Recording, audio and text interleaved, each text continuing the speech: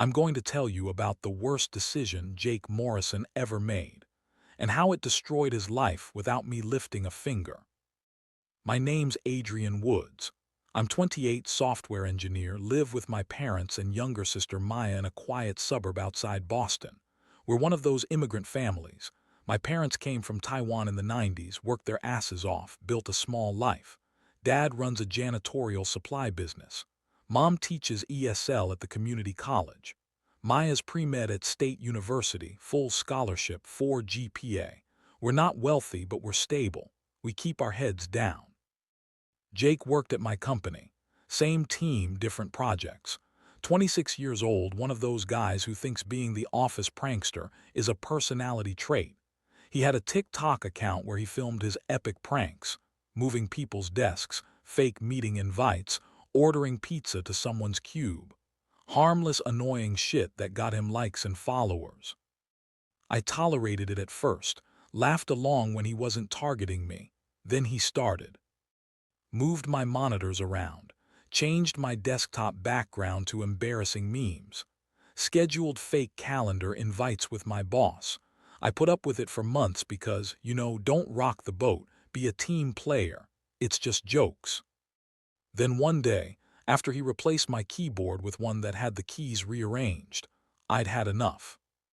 Dude, seriously, leave me alone, I don't think it's funny. He looked genuinely confused. Come on, bro, it's just pranks, don't be so sensitive. I'm not being sensitive, I'm asking you to stop. All right, Jesus, sorry. He walked away, laughing with his buddies. I thought that was the end of it. I was wrong. Friday night I went to bed early, had a headache, just wanted to sleep. My family was downstairs watching TV, normal evening. What I didn't know was that Jake and his 3 friends were at his apartment, drunk, planning what they called the ultimate prank. See, I'd left my laptop open at work that week, just for a few minutes while I grabbed coffee. Jake had installed a keylogger, got all my passwords, social media, email, everything. His friend Devin had the idea. Dude, what if we post some crazy shit on his accounts, like really wild stuff? Imagine his face when he wakes up and sees it. Jake, drunk on cheap beer and even cheaper decisions. Oh fuck yes, what should we post? They brainstormed, got progressively stupider as the alcohol hit. Make him say he's joining a cult. No, make him confess to something embarrassing. What about we make it look like he's doing something illegal, like drug dealer vibes, he'll freak out. They laughed, thought it was hilarious. Jake logged into my Instagram from his laptop, started posting. First story, video pan of my neighborhood with caption, Phase 1 complete, shipment arrives Tuesday. Second story, photo of my backyard, storage secured, they'll never find it here. Third, contact 617-550-50147, password, Red Phoenix, Tuesday 3 a.m. Then Facebook, anyone need party supplies, smiling face with horns, DM me, we got the good stuff, bulk orders preferred, cash only, you know what I mean, tagged with my home address. Twitter, series of tweets about the operation, keeping it quiet, cops won't know until it's too late. Retweeted news articles about drug busts with comments like amateurs. Even LinkedIn, professional fucking LinkedIn, excited to diversify my income streams, DM for opportunities. They posted everything. Went to bed laughing. Jake set his phone alarm to wake up early so he could film my reaction when I saw it all. What they didn't know, what they didn't fucking think about, was that social media algorithms flag certain keywords. And when you combine shipment, storage, operation, cops won't know, and Tuesday 3 a.m. with a home address. That's not a prank, that's a threat assessment. 3 separate people saw the posts and reported them. 1 to the FBI tip line, 1 to the DEA, 1 to local police. All 3 agencies started investigating, separately. Then they compared notes and realized they were looking at the same address. My address. They moved fast.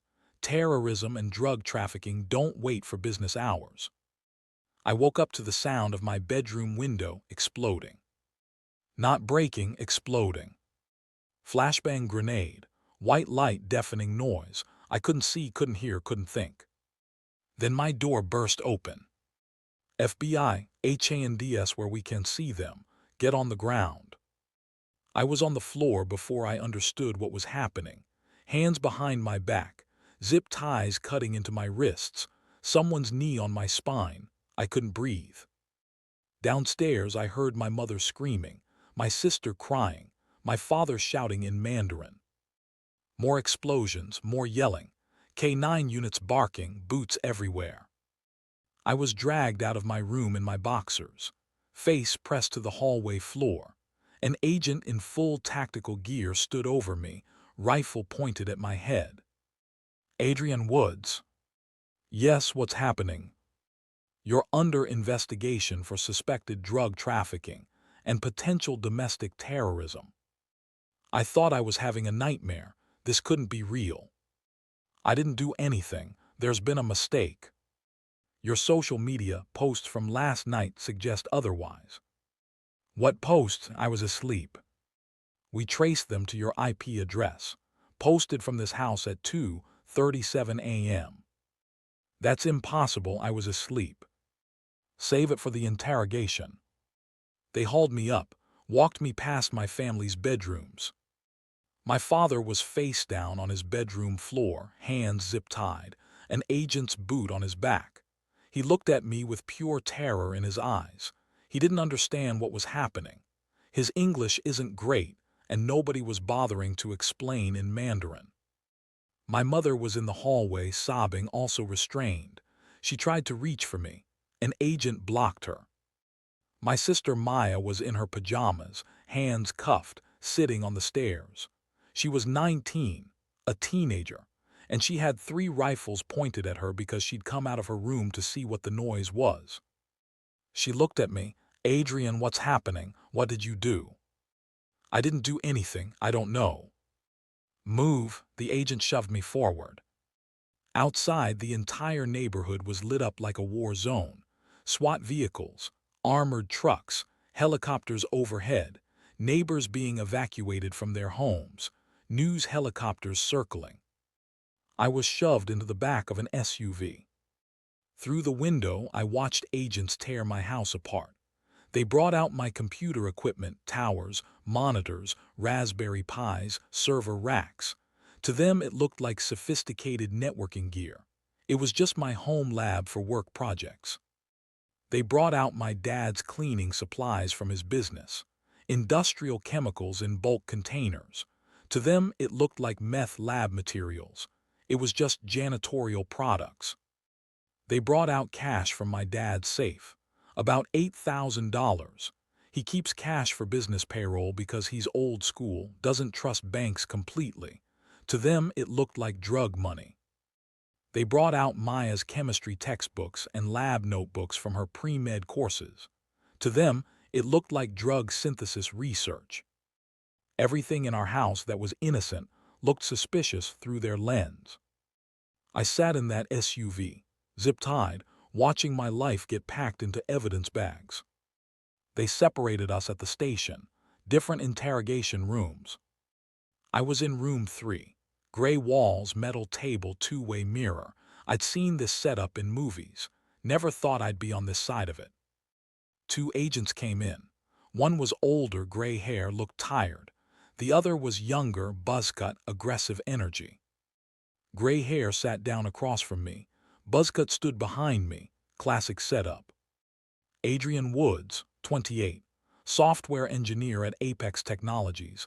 Live with your parents and sister. Is that correct? Yes. Tell me about your activities last night. I went to bed at like 10, had a headache, went to sleep. You went to sleep? Yes. So you weren't on social media at 2:37 a.m.? No, I was asleep. Gray hair pulled out his phone, showed me screenshots. My Instagram, my Facebook, my Twitter, all posted between 2 and 3 a.m. Posts I'd never seen before. Posts about shipments, operations, drug deals, Tuesday at 3 a.m. My stomach dropped. That's not me, I didn't post that. It's your account. Someone hacked me, someone accessed my accounts.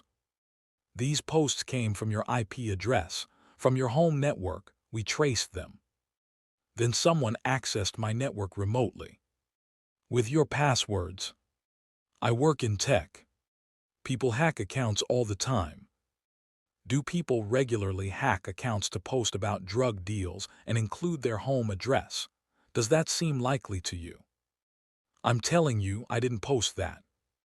Buzzcut leaned down, got close to my ear. We've deployed significant federal resources here. SWAT teams, FBI, DEA. Do you know how much this costs taxpayers? And you're telling me it's all a mistake. It is a mistake. What's arriving Tuesday? Nothing. What shipment? There is no shipment. What's at your house? Nothing, my family, our stuff, that's it. We found $8,000 in cash. That's my father's business payroll. We found industrial chemicals. Cleaning supplies. He runs a janitorial supply company. We found sophisticated computer equipment. I'm a software engineer. That's my job. Gray hair leaned back. Here's what I think. I think you're running some kind of operation. I think you got sloppy, posted about it online, and now you're trying to backtrack. That's insane. Or maybe you're working with someone. Maybe this is bigger than you. Maybe if you cooperate, tell us who else is involved, we can help you. There's no one involved because I didn't do anything. This went on for hours. They asked the same questions different ways. Tried good cop, bad cop. Offered deals if I'd just tell them the truth. I kept saying the same thing. I didn't do it. Someone hacked me. They didn't believe me. They held me for 72 hours. I learned later what happened to my family during that time. My father was interrogated in English. He didn't understand half the questions. They didn't provide a translator for hours. He kept saying, I don't understand, and they kept pressing. He thought he was going to be deported. He was terrified. My mother broke down completely. She has anxiety and being held at gunpoint in her own home, watching her children get arrested, it shattered her. They had to give her sedatives to calm her down. She spent 8 hours in a holding cell having a panic attack. Maya was held and interrogated for 8 hours. 19 years old, pre-med student, never even gotten a speeding ticket. They asked her about her chemistry knowledge, whether she knew how to synthesize drugs, whether her brother had asked her to help with anything. She was supposed to have midterms that Monday. She missed them. She was in a police station being interrogated about drug manufacturing while her classmates took exams she'd studied months for. She failed those midterms by default. 0 credit. Her 4 GPA was destroyed. Her scholarship required maintaining a 3.8 GPA. She dropped below that threshold. She got a letter 2 weeks later. Scholarship revoked. 4 years of perfect grades. Gone because she missed 1 exam. Because SWAT raided her house over a prank. On Monday morning, Jake showed up to work. He was hungover, groggy, checking his phone to see if I'd posted anything about discovering the prank. He opened Twitter. Saw trending news. Local man arrested after social media posts trigger federal investigation. There was a photo, aerial shot of my house, SWAT vehicles everywhere. Jake's face went white. His friend Marcus was with him. Dude, is that? Oh fuck, oh fuck. That's Adrian's house. They arrested him. I saw SWAT teams on the news. Marcus grabbed Jake's arm.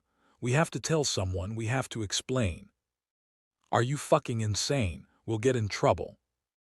Adrian's in jail. He'll be fine. They'll figure out it's fake, he'll explain. Jake, you swatted him. That's illegal. It was a prank. Tell that to the FBI. They argued in the parking lot. Marcus wanted to come forward. Devin, their other friend who'd been there, wanted to come forward. Jake convinced them to wait. Let's see what happens. If he doesn't get released soon, then we'll say something. But if we go now, we're fucked for no reason. So they waited. They watched the news coverage get worse. Software engineer arrested in suspected drug operation. Authorities investigate possible terror plot.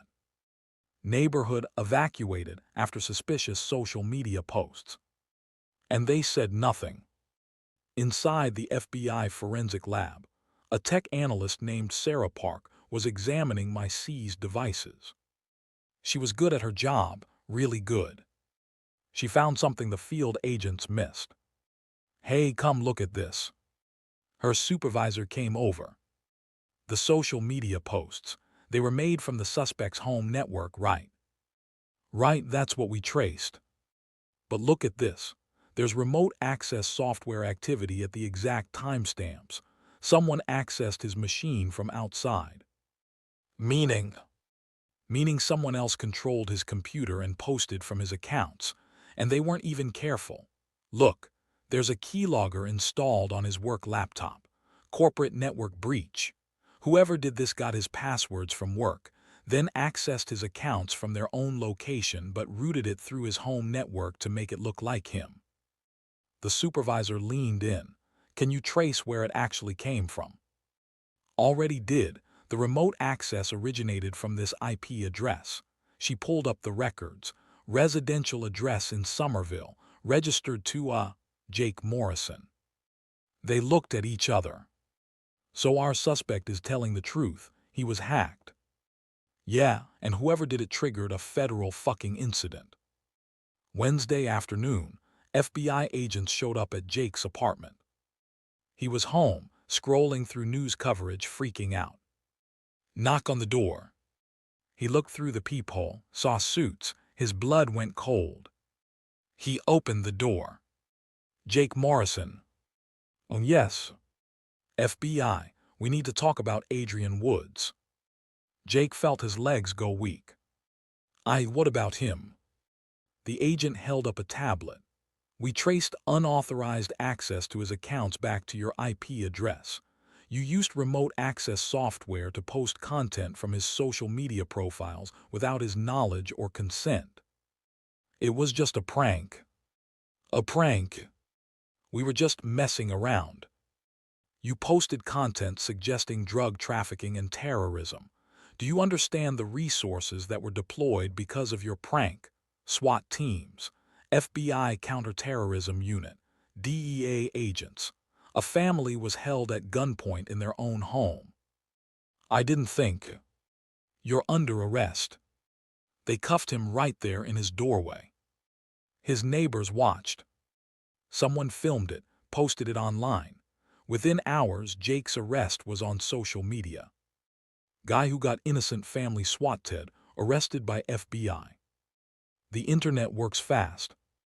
They arrested Devin and Marcus too, the whole crew. Federal charges. I was released that Wednesday afternoon, 72 hours after they dragged me out of my bedroom. No charges, no apology, just you're free to go. I walked out of the federal building in clothes my mother brought me. She was waiting in the lobby. She looked like she'd aged 10 years. She hugged me and started crying. Just stood there in the lobby sobbing into my shoulder while people walked past. We drove home in silence. The house was a disaster. They'd torn everything apart searching for evidence that didn't exist. Furniture overturned, drawers emptied, walls with holes where they'd checked for hidden compartments. Maya was in her room, staring at her laptop. She didn't look up when I came in. Hey, you okay? I failed my midterms. I know, I'm sorry. I lost my scholarship. I sat down on her bed. We'll figure it out. We'll talk to the school, explain what happened. I already tried. They said policy is policy. Missed exams are zeros, no exceptions. That's bullshit. 4 years, Adrian, 4 years of perfect grades, gone. She finally looked at me. Her eyes were red from crying. They asked me if I knew how to make meth, if you'd ever asked me to help with anything. They thought I was a drug cook. I'm pre-med. I want to save people. I didn't know what to say. I'm sorry felt pathetically inadequate. My father's business collapsed within a week. His clients saw the news. Local business owner's home raided in drug investigation. Even though no charges were filed, even though we were cleared, the damage was done. People don't care about cleared of charges. They remember FBI raid. His customers stopped calling. His contracts weren't renewed. 20 years building that business. Gone. He tried to explain. It was a mistake, we're innocent. They smiled politely and found other vendors. Our neighbors stopped making eye contact. Some of them had been evacuated at gunpoint. They'd thought there was a bomb threat. Their kids had nightmares. We were the family that brought SWAT teams to the neighborhood. Didn't matter that we were victims. We were the problem. Jake was charged with unauthorized access to computer systems, federal. Identity theft, federal. Causing a false emergency response. Interference with a federal investigation. Conspiracy, along with Devin and Marcus. His bail was set at $100,000. His parents posted it. He got out, waited for trial. The news coverage was relentless. Prankster faces federal charges after SWAT raid on innocent family. Man arrested for social media hack that triggered terror investigation. The prank that cost $500,000. That last one was key. The news calculated the cost of the emergency response, SWAT team deployment, FBI investigation, DEA resources, helicopter time, neighborhood evacuation. Over $500,000. The comments section on every article was brutal. Hope he enjoys prison. 30 years wouldn't be enough. That family should sue him for everything. Someone doxed Jake, posted his address online. He started getting death threats. His employer fired him immediately. We cannot be associated with this behavior. His TikTok account was banned. His Instagram deleted. His Twitter suspended then deleted. Every video he'd ever posted got re-uploaded by other people with new titles. This is the guy who swatted an innocent family. Prankster ruins lives, faces prison time. How a joke became a federal crime. Millions of views. Jake's face everywhere as the symbol of pranks gone too far. Meanwhile, something unexpected happened to us. Someone started a GoFundMe. Help the Woods family rebuild after false arrest. It explained what happened, included news articles, photos of our destroyed home. It went viral.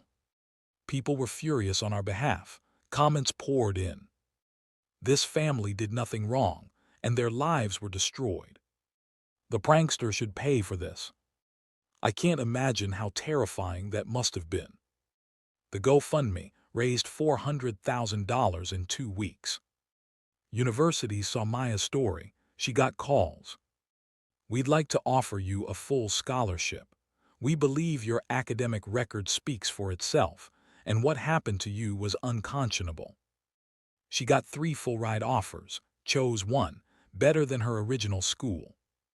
My father used the GoFundMe money to rebuild his business, bought new equipment, hired a PR person to explain what happened, slowly, carefully rebuilt his reputation. It took time, but it happened. I got job offers. Companies saw the story and wanted to support me.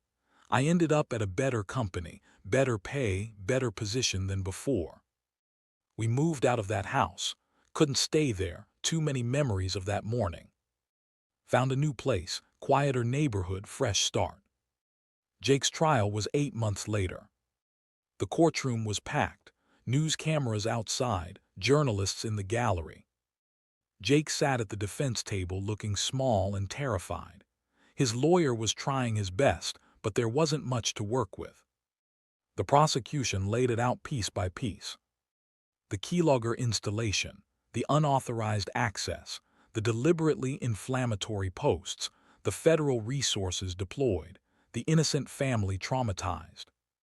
They brought up the costs, the fear, the destroyed business, the lost scholarship, the trauma. Then they called witnesses. My mother testified. Through a translator, she described hearing the explosions, the guns being thrown to the floor in her own home. She couldn't finish, started crying on the stand. Maya testified, talked about her scholarship, her dreams of medical school, the 8 hours of interrogation where they thought she was a drug manufacturer. Her voice was steady, but her hands shook. My father testified, described watching his business collapse, 20 years of work gone, customers who wouldn't even return his calls. Then it was my turn. I walked to the witness stand, placed my hand on the Bible, swore to tell the truth. The prosecutor asked me to describe that morning. I did every detail, the flashbang, the guns, the zip ties, the 72 hours in custody. How has this affected you, Mr. Woods? I have nightmares. I wake up thinking I hear glass breaking, explosions. I see therapists twice a week. I'm on medication for anxiety. Before this, I'd never had mental health issues. My mother has panic attacks when she hears sirens. Police cars, ambulances, fire trucks, doesn't matter. She starts hyperventilating. She's on medication too. My sister lost a year of her education. She's back on track now, but she'll never get that time back. Never get her original scholarship back. My father spent 20 years building his business. It's gone. He's rebuilding, but he's 60 years old. He shouldn't have to start over. We moved out of our home, the home I grew up in, because we couldn't stay in a place where we'd been terrorized by our own government because of someone's joke. And the defendant, Jake Morrison, what would you say to him if you could? I looked at Jake. He couldn't meet my eyes. I'd say he didn't think. Not for 1 second did he think about consequences, not about what those posts would actually trigger, not about who would see them, not about what would happen to me and my family. He thought about TikTok views, that's it. And because he didn't think, my mother can't sleep through the night. My sister lost her scholarship. My father lost his business. I lost my sense of safety in my own home. All because he thought it would be funny. The prosecutor nodded. Thank you, Mr. Woods. Jake's lawyer tried to do damage control, called character witnesses.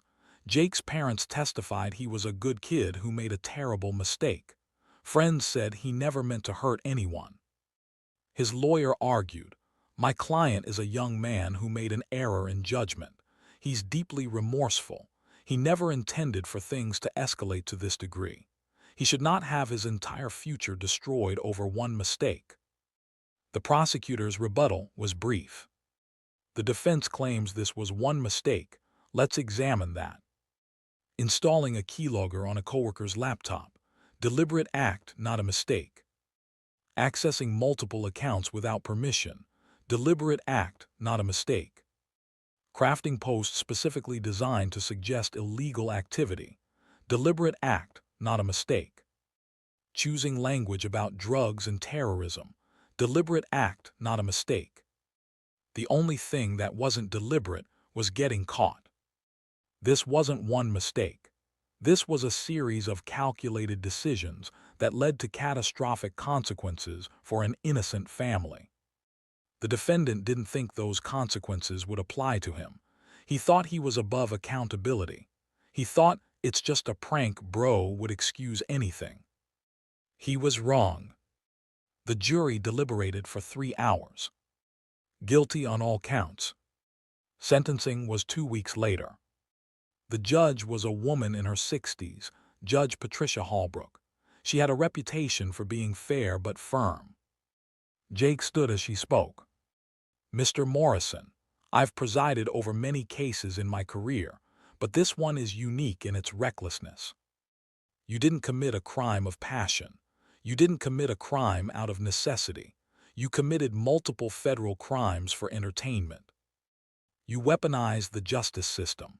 You turned law enforcement into an instrument of your joke. You made federal agents, SWAT teams, and counterterrorism units part of your prank. Do you understand the gravity of that? You didn't just hurt the Woods family, though that would be bad enough. You undermined public safety. You wasted resources meant to protect people from actual threats. You traumatized an entire neighborhood. And your defense is, I didn't mean to. But intent and recklessness are both punishable. You intended to cause distress. You were reckless about the scale of that distress. The court has reviewed the victim impact statements, the cost assessments, the psychiatric evaluations showing ongoing trauma to the Woods family.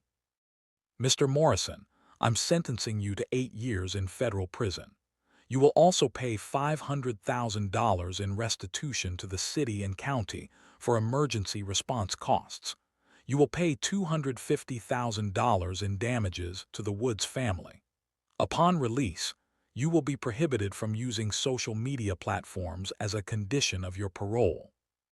You will complete 1,000 hours of community service, educating young people about the consequences of SWATing and online pranks. Jake's knees buckled. His mother started crying in the gallery. 8 years. The gavel came down. After the sentencing, reporters cornered me outside the courthouse. Mr. Woods, how do you feel about the verdict?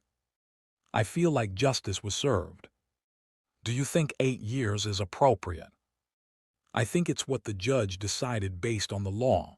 I'm not a legal expert, but I trust the system did its job. Do you have anything to say to Jake Morrison? I paused, thought about it. I'd say I hope he uses those 8 years to think, really think, about consequences, about other people, about the fact that his actions have weight. I don't hate him.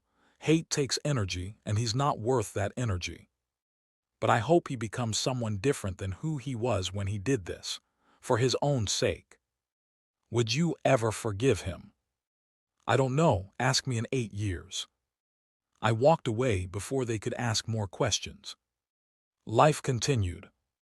Jake went to federal prison, medium security facility in Pennsylvania. His first week, another inmate asked what he was in for. Computer crimes. What kind?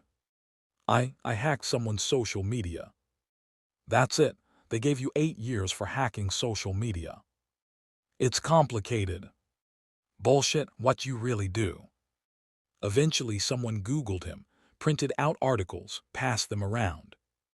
Jake became known as the dumbass who swatted a family for TikTok. Prison hierarchies are weird. Certain crimes get you respect. Certain crimes get you mocked. Jake's crime got him mocked. Devin got 3 years.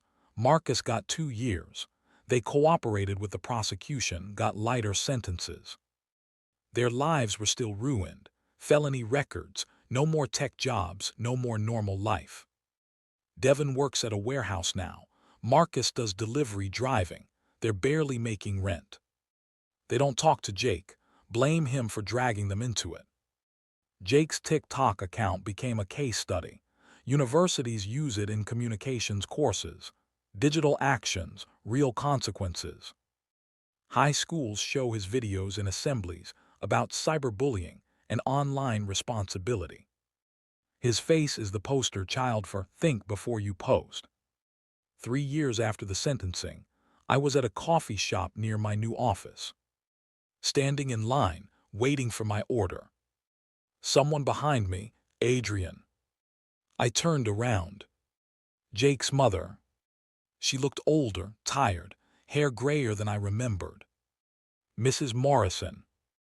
I just wanted to say I'm sorry for what my son did, for everything.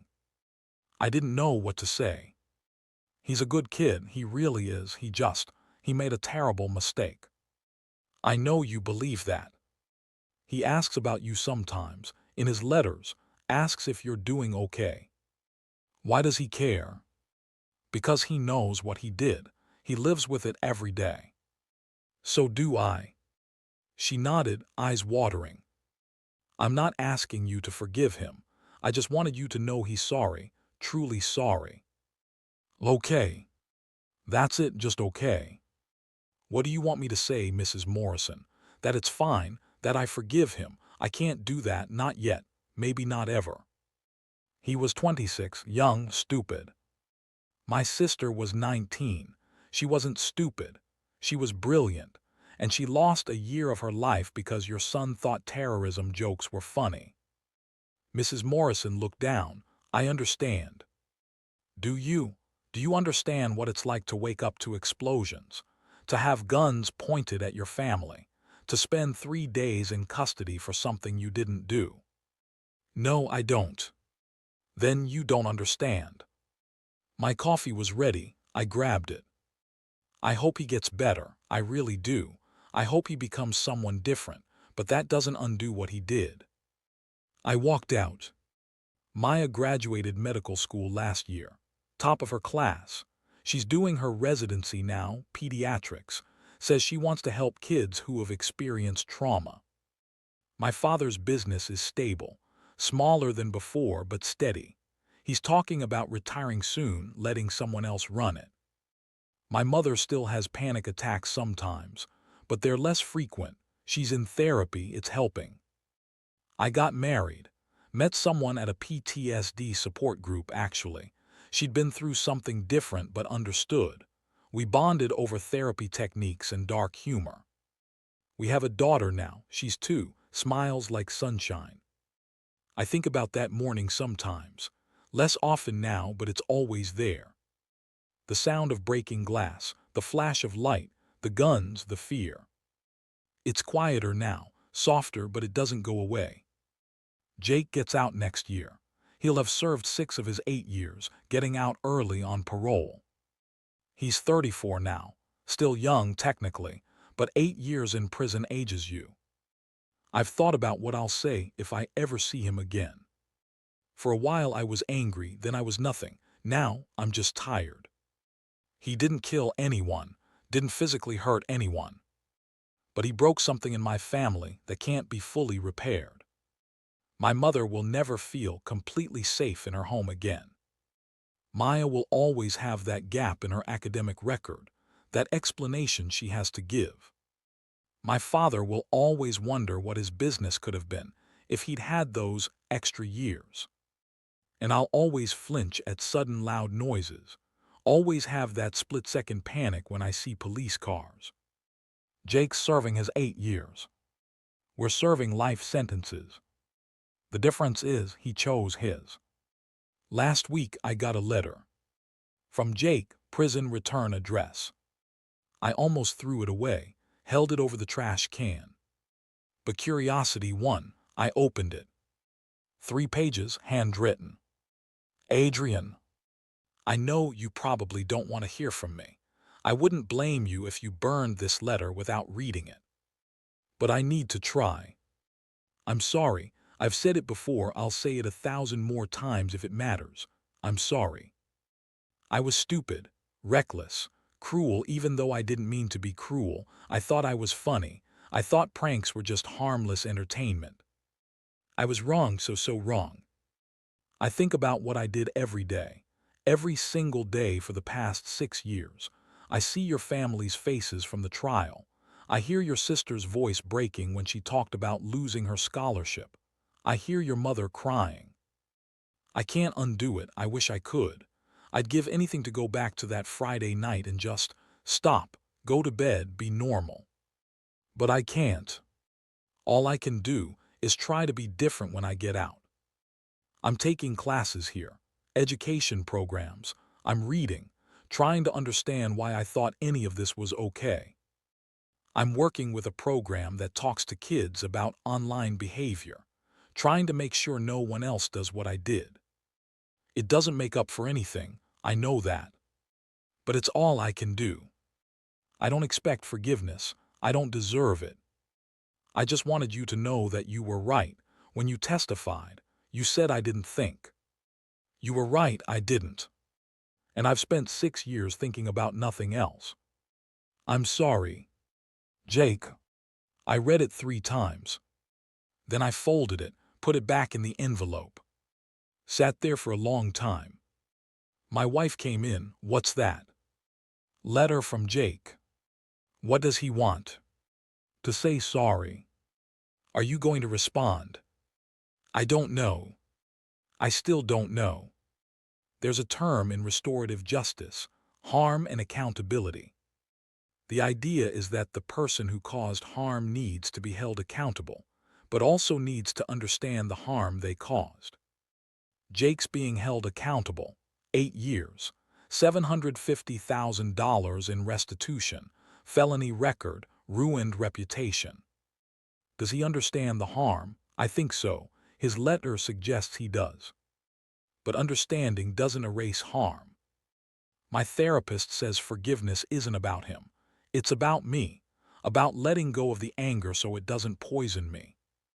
I'm working on it. Some days are better than others. The story made it into textbooks. Law schools use it as a case study in computer crimes and federal jurisdiction.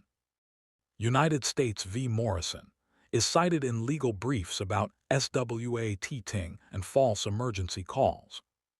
Several states passed laws because of this. Morrison's law, in some places, increased penalties for fake emergency calls, specific language about social media hacking leading to law enforcement deployment. Jake's name is literally in the legal code now. That's his legacy. Not his TikTok videos, not his pranks. The law that exists because he didn't think. I saw Jake's mother one more time after the coffee shop encounter.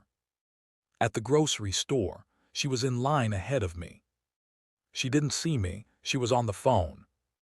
Yes, I'll visit him next month. I know. He's doing okay, reading a lot, taking classes. No, he gets out next March. I don't know what he'll do.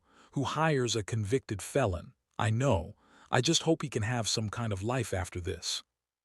Her voice cracked. I stepped back, let her finish her call and leave without seeing me. She's serving a sentence too, different than Jake's, different than ours. But still a sentence. Mothers don't get to stop being mothers just because their kids destroy lives. My daughter is learning to talk. Yesterday she said "Daddy" clearly for the first time. I picked her up, held her, thought about the future. She'll grow up never knowing what happened. We'll tell her someday when she's older, when she can understand. But for now, she just knows that Daddy holds her when she cries, that Mommy makes her laugh, that her grandparents tell stories in a different language. She knows love, safety, warmth. Everything I thought I'd lost that morning. We rebuilt it slowly, brick by brick. Jake's in prison and we're having birthday parties. He's counting days until parole and we're counting our daughter's first words. He destroyed our lives and we built new ones. Better ones in some ways. Harder one, more appreciated, less taken for granted. He wanted to film my reaction to his prank. Here it is, Jake. I survived. My family survived. We're not just okay, we're thriving. You're in prison, and I'm reading bedtime stories to my daughter. You wanted entertainment. I got a life. And that's the real difference between us.